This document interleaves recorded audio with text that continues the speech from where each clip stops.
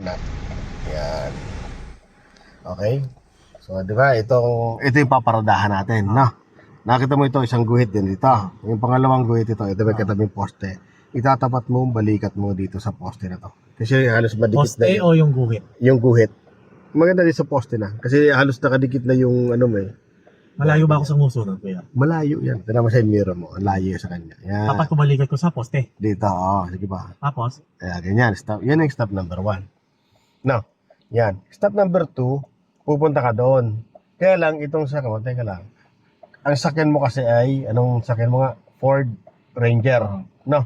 So, pag pumunta ka doon, naabutan mo kagad yan ang uso ng sakyan mo. So, ang technique dito, ang gagawin natin ng technique dito, ganito, brother. Nakita mo itong unang sasakyan. Doon sa pangalawang sasakyan, itapat mo tong pillars mo. No, naka mo? saan ko itatapat yung pillars? Dito sa pangalawang sakyan, dito sa puti na yan, itapat mo yung pinaka-gitna. No? So, huwag mo gagalawin itong manibela mo. Diretso ka lang muna. Sige, yan, ganyan na. Sige, diretso. Itapat mo yung pillar. Sige lang. Yan. Okay, sige pa. Sige pa. Okay, stop. Yan. Di mas kita mo na ngayon yung reference mo. Ang reference mo dyan, yung poste, brother. Yung nakita mo yung, yung guhit na yan. Yun ang didikitan mo ng gulong mo.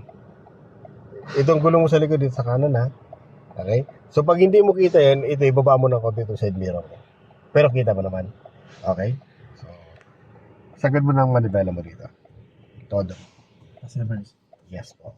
Okay? Yun. Okay. So, ayan. So, dito sa step number 3, pag dumikit itong gulong mo masyado dito, ibig sabihin masikip yan, mag-a-adjust ka. Pero sa ngayon, hindi pa naman. So, atras ka lang. Diretso lang. Okay. Naramdaman mo, sumisikip na, no? Diretso ka lang muna. Kasi hindi pa naman. Hindi pa. Pero pasikip na siya, no? Sige, atras. Sige. Sige. Basta dito sa reference mo to, pag sumikip ito, gagawin mo dyan, gigitna mo manibela mo. Kaya ganyan, no? Gitna mo ng manibela mo muna. Stop mo na. Okay? Balik mo dyan. Yan. Sige pa. Atras. Yan. Okay na yan. O, ibalik muli siya dito manibela mo. Okay? Then, tingnan muli siya. Stop ka muna. Ibaba mo itong side mirror. Hindi, I mean yung side mirror mismo. Yung pinaka side mirror. Yan. O, yan. Nakita mo? Yan o. Kung sasabit mo. Atras. Boom. Yan. Paano? Yan. Ano? Sige lang. Diretso ka lang. Baka sumabit niya. Hindi. Basta may space ka na yun. Yung gulong mo halos naka ano dito. Wala nang problema dito. Ano? Tapos problema mo lang yung sa kabila ito. So, lapit ka pa dyan. Paano? So, lapit pa. Huwag mong gagalawin manibela. Sige, diretso lang. Go. Sige, diretso. Sige, lapit ka muna dito. Sige pa, lapit. Sige pa. Lapit ka pa. O, ayan na, malapit na. Stop. O, todo manibela mo dyan. Kaliwa. Isa atras siya. Hindi, abanti ka. Yan, drive mo. Aangat lang natin ito. Drive ka ng konti. Sige. Sige pa. Okay, stop. Todo muna yung manibela mo dito. Okay. Then, dito ka ulit yung silipin.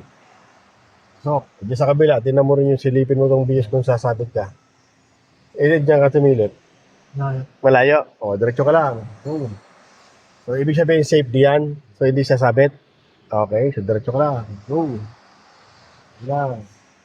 Diretso. So, safe dyan, ano? So, diretso lang. Hanggang pumantay yung katawan ng sakyan mo. Sige pa. Okay. Pantay pa. Pantay pa. Okay, pantay na. Gitna manibela mo. 1. Gitna mo manibela mo. Gitna. Ilagay mo sa gitna. Ilagay mo sa gitna. 1. Yan, gitna na yan. Nainip nyo na sa ligid naman. Okay, so diretso lang. Lang. Okay, sige lang. Hanggang stopper ka, brother. Hanggang stopper ka. Sige lang. Sige, stopper ka. Sige. Sige. Mag-stop naman yan. Bakit sa likod, eh? Malayo pa, may distansya pa. Sige, stopper. Ayan. Ayan, sakto lang. No?